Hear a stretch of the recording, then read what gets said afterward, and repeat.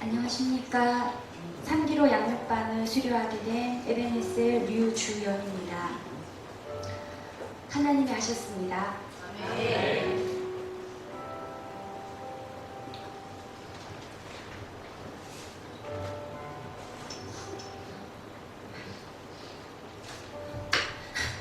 이 고백밖에 나오지 않습니다.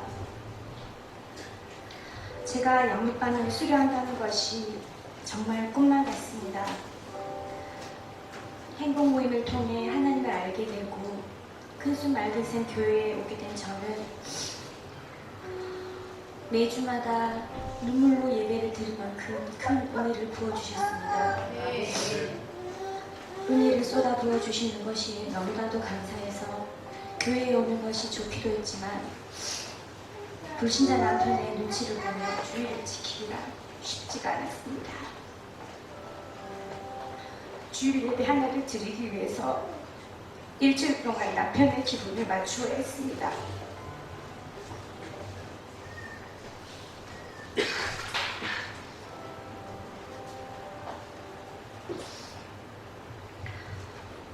주일에 먹을 점심까지 완벽히 준비를 해놓고 교회에 와야 했고 오후 예배까지 보려면 더욱 눈치를 살펴야 했습니다.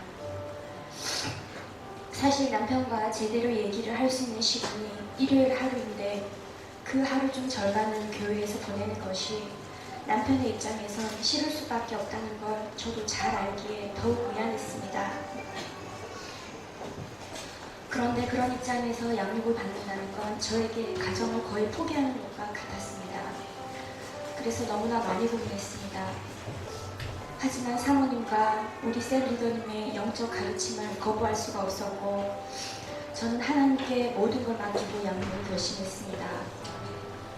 양육은 시작되었고 남편과의 싸움을 피하기 위해 어쩔 수 없이 오전 예배 대신 오후 예배를 드려야 했습니다.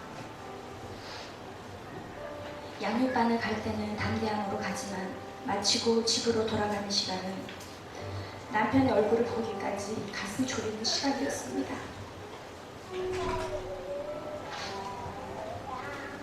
사모님과 함께 집으로 가면서 같이 걱정하며 남편이 화내지 않게 해달라고 싸우지 않게 해달라고 같이 하나님께 기도했습니다. 처음에는 남편의 반응이 어떨까 두렵고 무섭기만 했습니다. 그런데 어느 순간부터 하나님께서 제게 담대함을 주시고 마음의 평온을 주시어 기도하게 하셨습니다. 그리고 화내고 차갑던 남편도 조금씩 변화하기 시작했습니다. 너무나 감사한 일이었습니다. 그렇게 양육반을 매주 받을 수 있는 은혜를 누리던 중에 하나님께서 당신의 마음을 다 헤아리지 못했던 저를 다루시는 큰 사건이 있었습니다. 부끄럽지만 저는 음주 가물을 너무나 좋아하고 즐기는 무척이나 세속적인 사람이었습니다. 양육을 통해 하나님을 알고 많은 부분이 바뀌었지만 다른 건 몰라도 친구와 가끔 술 한잔 하는 건 괜찮겠지 하는 생각을 버리지 못하던 저였습니다. 하루는 친구들과 술을 마시게 되었습니다. 토요일 이른 저녁 2시간 정도의 짧은 시간이었습니다. 그런데 남편의 의심과 오해가 생겼고 말도 안 되는 의심에 저는 화가 나서 결혼 17년 동안을 통틀어 가장 무시무시한 부부싸움을 하게 되었습니다. 게다가 말도 안 되게 불똥이 교회를 튀면서 저에게 교회에 계속 가겠느냐, 이혼을 하겠느냐는 상황까지 가버렸습니다. 아무 대답도 하지 않는 저를 보며 남편은 더욱 분노를 멈추지 못했습니다. 예배도 드릴 수 있을지 모르는 상황 속에서 더 이상 양육을 받을 수 있을까?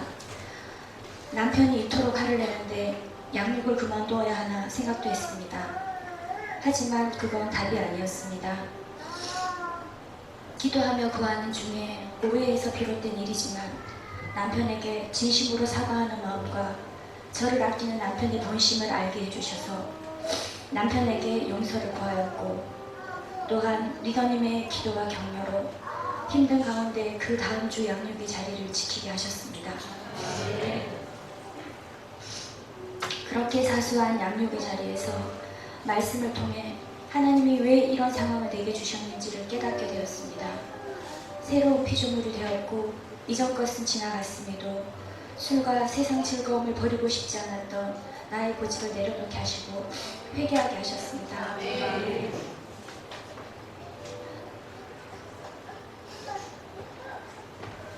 그리고 마음속으로 남편을 무시하면서 저를 향한 남편의 귀한 사랑을 집착으로 여기고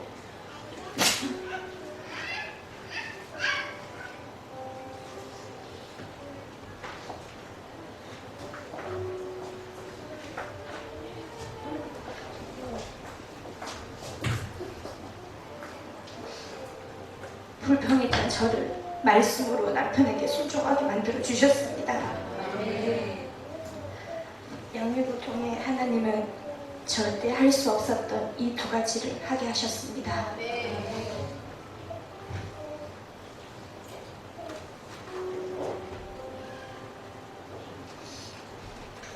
또 양육 기간 동안 기도를 통해 많은 응답을 받았습니다.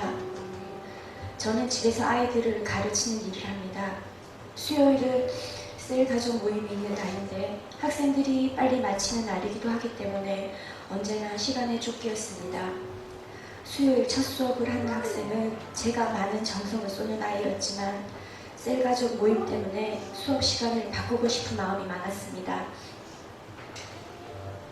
하지만 시간 변경이 어려운 아이이다 보니 그 아이가 공부방을 그만두지 않고는 셀 가족 모임에 시간적 여유가 생기지 않는 상황이었습니다. 그러던 중 그 아이가 공부방을 쉬고 싶어 한다는 연락을 받았습니다. 저는 셀 가족 모임을 생각하면 기뻤지만 너무도 모범적이고 성실한 학생으로 정말 열심히 가르치고 아끼는 회원이었기에 문제가 무엇인지 엄마와 머리를 맞대어 얘기를 나누며 고민하였고 아이와도 정말 진심으로 상담했습니다.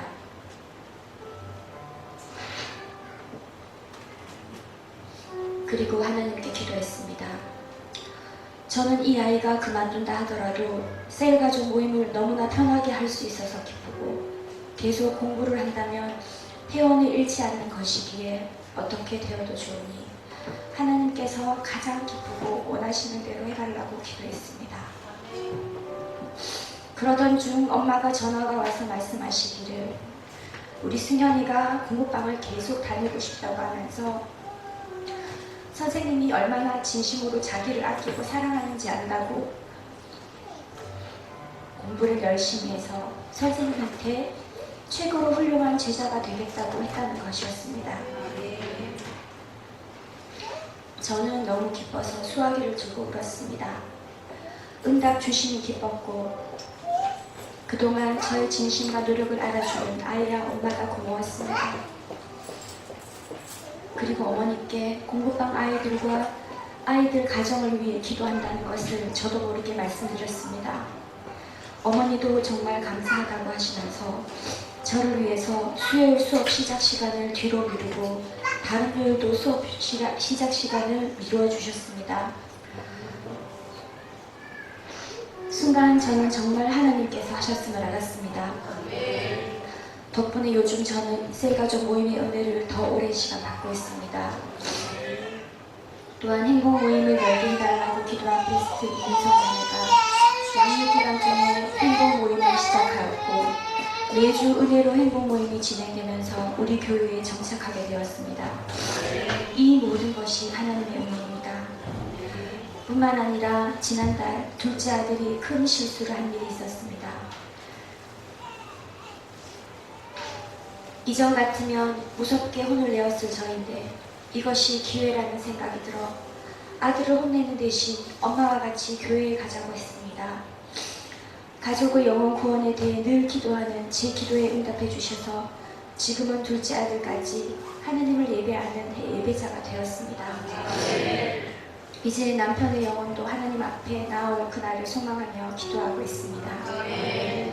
양육기간 동안 하나님 앞에서를 통해 기도를 하고 과제를 하면서 힘들었지만 참 많은 것들을 배우고 자라게 되었습니다.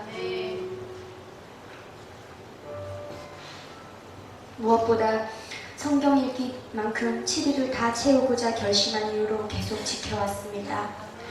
양육을 통해 함께 양육받는 동기생들을 사랑하는 마음도 배우게 되었습니다. 양육 첫날과 달리 양육이 거듭될수록 어두웠던 표정이 밝아지고 다시 안 올 것 같던 동기생들이 계속 나오고 나눔을 하는 고백이 달라지는 것을 보며 서로를 위한 기도가 얼마나 중요한가를 깨달았습니다. 그리고 14주 동안 우리를 챙겨주었던 반장님의 섬김을 보며 섬김이 무엇인가를 참 많이 배우게 되었습니다. 게다가 장학생이라는 영광까지 주셨습니다. 나만 마음 먹으면 언제든 올 수 있는 그런 양육의 자리가 아니었기에 양육 시간 한 주 한 주가 저에게는 큰 가치 배워가 되었고 그래서 장학생이 된 감격은 말할 수 없이 큽니다.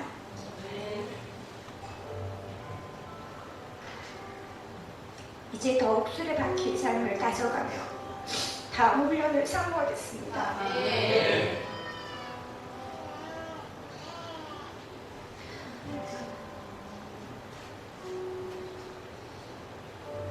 양육의 자리를 지키도록 도와주신 셀 리더님과 셀 가족들에게 감사드립니다.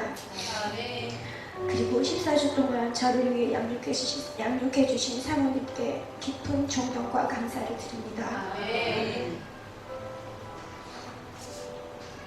무엇보다 나를 구원하시고 자녀 삼으신 것에서 그치지 않으시고 양육을 통해 새 것으로 변화시키셔서 자라게 하신 우리 하나님 아버지께 모든 영광 올려드립니다.